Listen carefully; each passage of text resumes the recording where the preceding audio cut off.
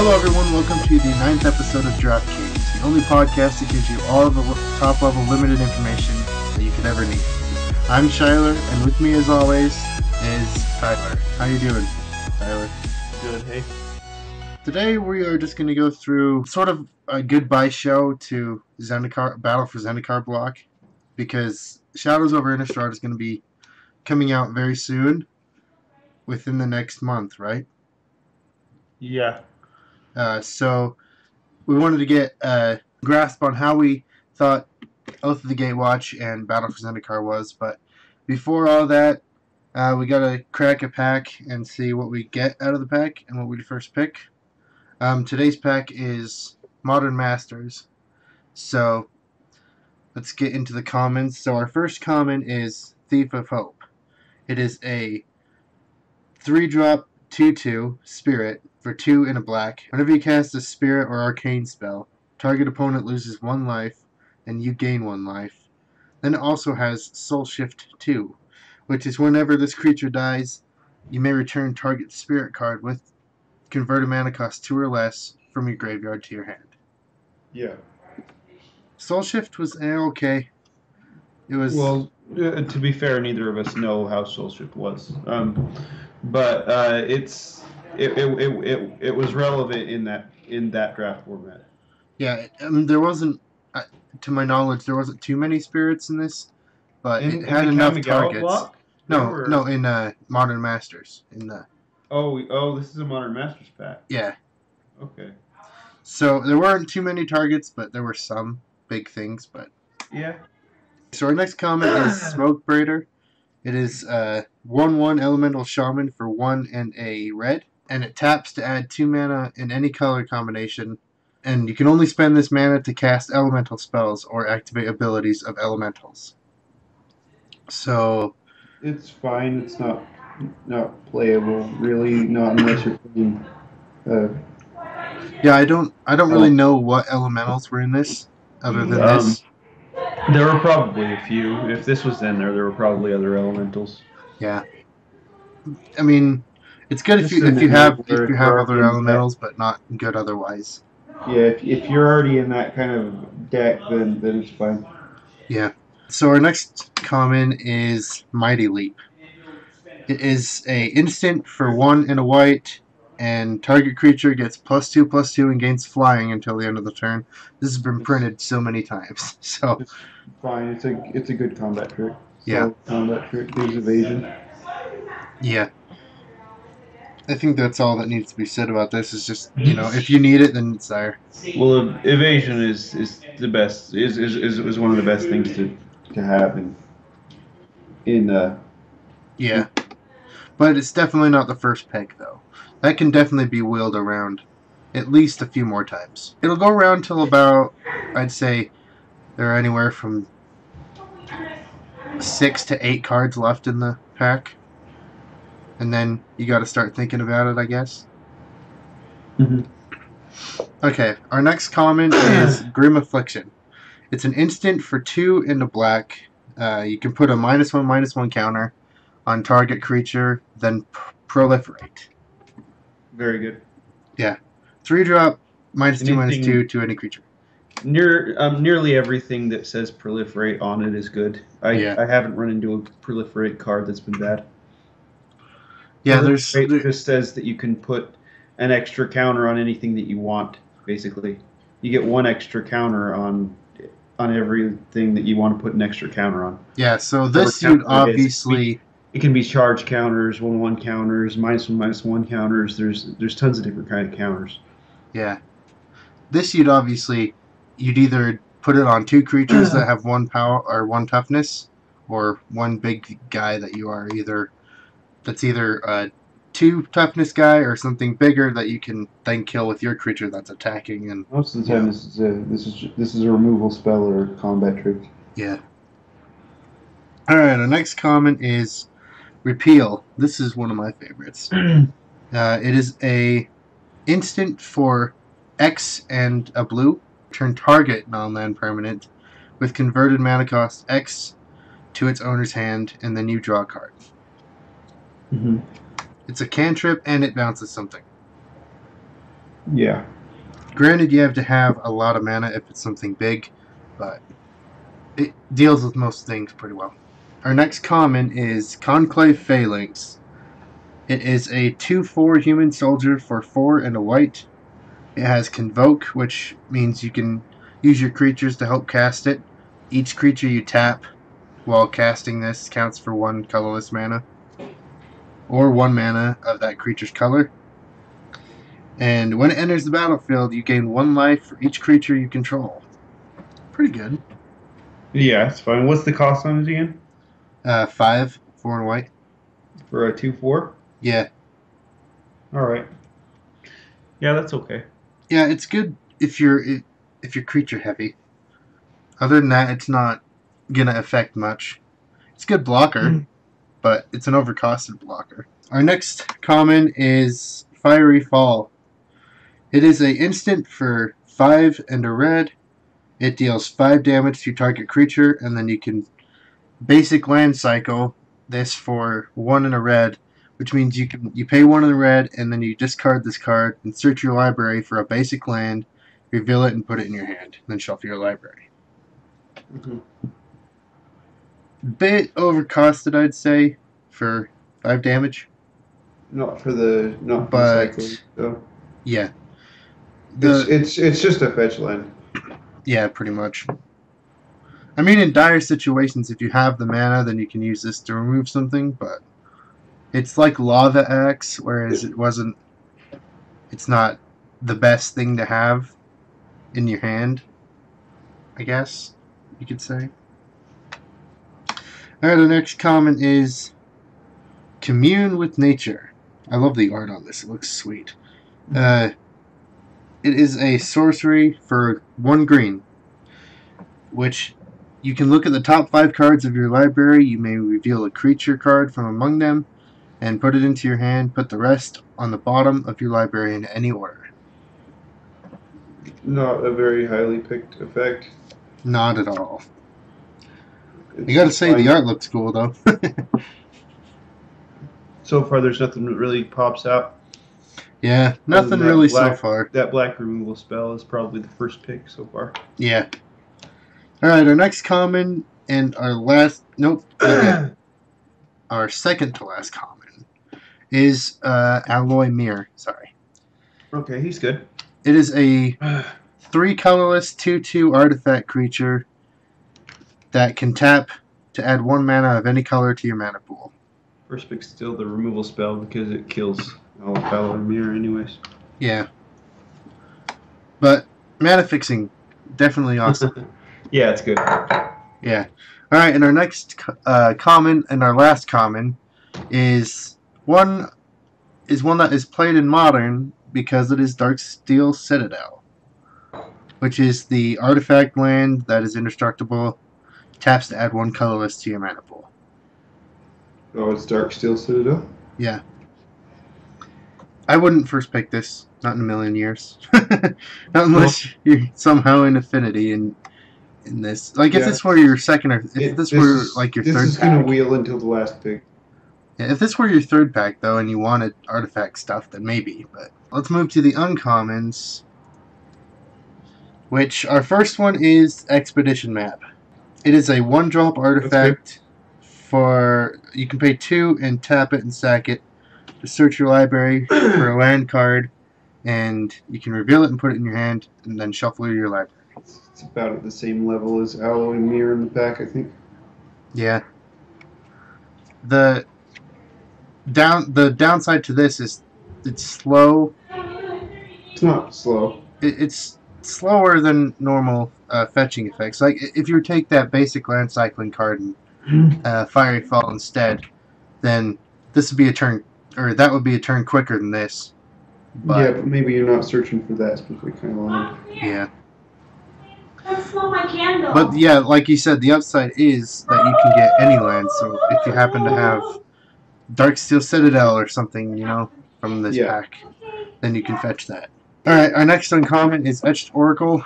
It is a 4-drop 0/0 artifact creature with Sunburst. Now, Sunburst is when this creature enters the battlefield, it enters with a 1/1 counter for each color of mana spent to cast it.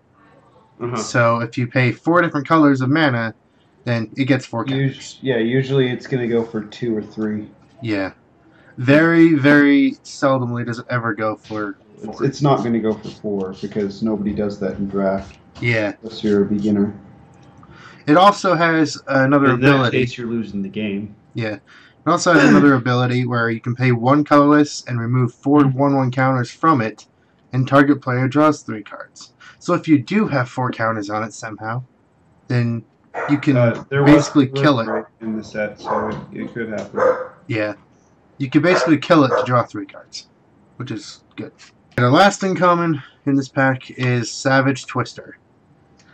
It is a sorcery for X, a red, and a green, and Savage Twister deals X damage to each creature. No, yeah, that's definitely the first pick. Yeah. Massive board wipe right there. Yeah, it's a bomb. Yeah, that's huge. Mm-hmm. So far, Savage Twister has made our first pick. Alright, now let's move on to the rare and see if that changes things. Our rare is Argent Sphinx. It is a 4/3 Sphinx for 2 colorless and 2 blue. It has flying and then it has Metalcraft. And the ability with Metalcraft is you can pay a blue and exile Argent Sphinx and return it to the battlefield under your control at the beginning of the next end step. But you can only activate this ability if you control 3 or more artifacts, which is what Metalcraft is. Mm-hmm. Yeah, not better than Savage Twister. Yeah, definitely not. But a good thing to point out is that this survives anything that targets it, because you can just bounce it out of the way. If you have Metalcraft. If you have Metalcraft, that so is. you can't just do that. Yeah. I mean, assuming you have Metalcraft. Assuming you have Metalcraft, though. Yes. Then you could just do that, but yeah, which that's when we're talking about draft, that's probably not happening. Yeah, our the Sphinx actually goes along with the Darksteel Citadel, though. So if that wheels and you've taken this already, then maybe you could go into a little bit of Metalcraft. Yeah, the person to I'm to the left would definitely probably take that, and then they would be more inclined to take this Citadel once it came back around. Yeah. And as you all know, Modern Masters packs come with a foil in every pack, so our foil for this pack is Simic Initiate. It is a human mutant creature that has 0 power, 0 toughness for 1 green. It has Graft 1, which is this creature enters the battlefield with a 1/1 counter on it, and then whenever another creature enters the battlefield, you may move a counter from this creature onto it. So it's a 1/1 for 1 that can give something a counter when it comes in. Something else comes into play. Yeah. I definitely wouldn't take that first pick. So I think we both agree on this pack. The first pick is Savage Twister. Yeah. Board wipe wins. Well, yeah, it's Savage Twister. Yeah. If that card weren't there, then I'd probably Then it either would be the black removal spell. Yeah. I'd probably either go with that, though, or you can go with Sphinx. That is the Modern Masters 2015 pack. Now, let's get talking about the block. Battle for Zendikar block. What did you think of it, Tyler? I thought it was fine until Oath came around. What was it about Oath that made it bad? It doesn't draft as well.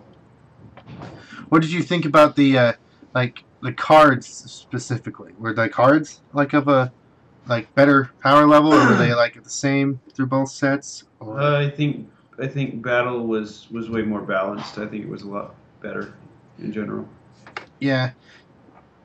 I don't remember if did I didn't really see too many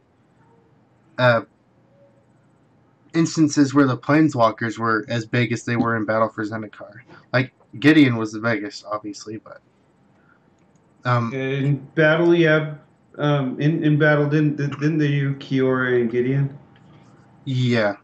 Okay, yeah, and then Yeah, Gideon was definitely really good in that set because of how many allies were in the set. Yeah, each set made a different impact on standard, and one of the sets even made an impact on modern, because the Eldrazi deck in modern happened to become a thing because of Oath of the Gatewatch. Yeah, it did. Because of Endless One, Thought Not Seer, what other ones were there? Oblivion Sower was in Battle for Zendikar, but still. Anyways, these two sets came together and they made a whole new modern deck. But Battle for Zendikar had more to do with standard than modern. Like, Gideon was a main thing for the Abzan decks, and they were basically just, play Siege Rhinos and other things just until you get Gideon out and then take over the game with the tokens. Mm-hmm. Which was... I believe that deck won the Battle for Zendikar Pro Tour. I think it was Abzan versus Jeskai, and Abzan won. And I believe it had some copies of Gideon. I may be completely messing that up, but yeah. So, in my opinion, I think they did a good job with returning back to Zendikar. They also, I don't know if they should have done the expeditions though. Well, the expeditions were a good idea. Yeah, but the problem was that just made everything just a whole lot more expensive. Like, even though they reprinted them in a way, it didn't make any of the other versions go down. They all just went back up. So Scalding Tarn was, expensive as it is, and then went up even more because of the expeditions and the fact that more people wanted to get those. And it all just went downhill from there. So, what about drafting each set by itself? What do you think it would Triple Oath was fun. Triple BFC was fun, but with both of them together, they didn't really. I don't know. I didn't like it that well. Yeah, it seemed more difficult to draft both together because you'd be focused on one sort of thing that's pretty much only in Oath, and then you get past completely different cards from Battle. So it kind of didn't. You kind of had to just, throw together something with the last pack. Like, the only thing that I could think of right now that really had anything that was between both sets was like red-green Landfall, maybe. Because Landfall was in both sets, and then was it Oath that had Omnath, or was that Battle? Omnath? That was... I don't remember. I think it was Battle. I thought it was... Yeah, well... Yeah, it might have been that. But anyways, what I'm trying to make is like the way you drafted Oath and Battle together was completely and utterly horrible compared to each set by itself, if that makes sense. Okay, so final thoughts on each of the sets. I think Oath was a good set. I didn't like Battle personally, just because I didn't find it very fun to draft in the first place. But what do you think? Did you like them both the same, or did you like one set more than the other, or they were cool? Which one did you like more? Either. I don't know. You like them both the same? They were good. That's it for this episode. Thank you all for watching. You can follow me on YouTube, Facebook, and Twitter at ShyGuy768. And Tyler, you can go to his YouTube channel, and he has all of his social media stuff there. And yeah, thank you guys again for watching. But until we meet again, may you all draw well, but most of all, have fun.